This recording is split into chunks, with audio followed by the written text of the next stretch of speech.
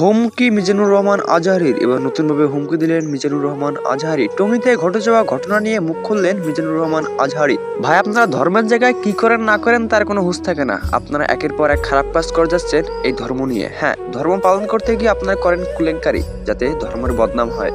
আপনাদের হয়তো সকলের জানা কথা, ইসলাম হচ্ছে শান্তির ধর্ম। সেই শান্তির ধর্মে আপনারা যা গিয়ে করেন কি অশান্তি। হ্যাঁ, আপনার ধর্ম পালন করতে গিয়ে হয়ে যান, আপনার ধর্ম পালন করেন না এবং অন্যকেও ধর্ম পালন করতে দেন না। আসলে ভাই, একজন মুসলমান হয় এটা কিন্তু ভাই আসলে ঠিক না। আসলে ভাই, আপনি সঠিকভাবে ধর্ম পালন করবেন না এবং অন্যকে করতে দেবেন না, তা কিন্তু আসলে মানা যায় না। আপনি ধর্ম পালন না করেন, আপনি সেখান থেকে সরিয়ে আসেন, কিন্তু আপনি অন্যের বিঘ্ন ঘটাবেন, তা কিন্তু ভাই মোটেও ভালো না এটা, এবং ভালো হচ্ছেও না। তবে চিন্তার কোনো কারণ নাই, এর জবাবদিহিতা একদিন উপরওয়ালা নেবেন। আপনি ধর্ম নামে যা কিছু করেছেন তা কিছু সব মাথায় গেঁথে রাখেন, আপনার এই জবাবদিহিতা আপনাকে দিতেই হবে এবং আপনি কখনো ছাড় পাবেন না আল্লাহর হাত থেকে। হয়তো আপনি দুনিয়াতে এমন কিছু করবেন যেগুলো হয়তো চোখের আড়ালে হয়তো কেউ দেখবে না, কিন্তু আল্লাহ তো দেখতে আছেন। এগুলোর হিসাব নিকাশ আপনাকে দিতেই হবে, সেটা আজ হোক বা কাল, আপনাকে একদিন দুনিয়া ছেড়ে যেতেই হবে।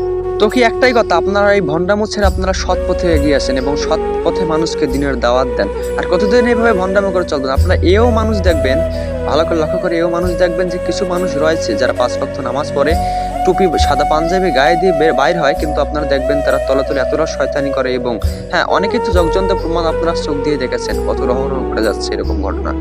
টঙ্গী ইসলামে হাজারো মুসলমান হাজারো মুসলিম একসঙ্গে এক জায়গায় জড়ো হয়েছিল, যারা কিনা দিনের দাওয়াত দেবে এবং অসৎ পথ থেকে মানুষকে সৎ পথে ফিরিয়ে আনবে। কিন্তু অসৎ পথ থেকে সৎ পথে ফিরিয়ে আনতে গিয়ে তারা নিজেরাই অসৎ পথে গিয়েছিল ভাই।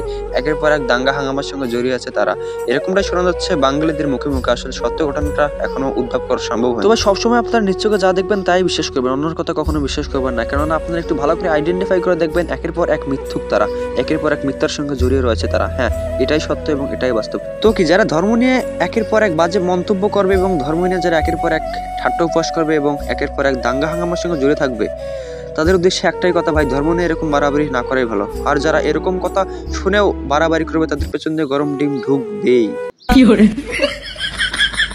এটা নিশ্চিত থাকেন, তাদের পেছন দিয়ে গরম ডিম ঢুকবেই, সেটা আজ হোক বা কাল, একদিন তো ঢুকবেই।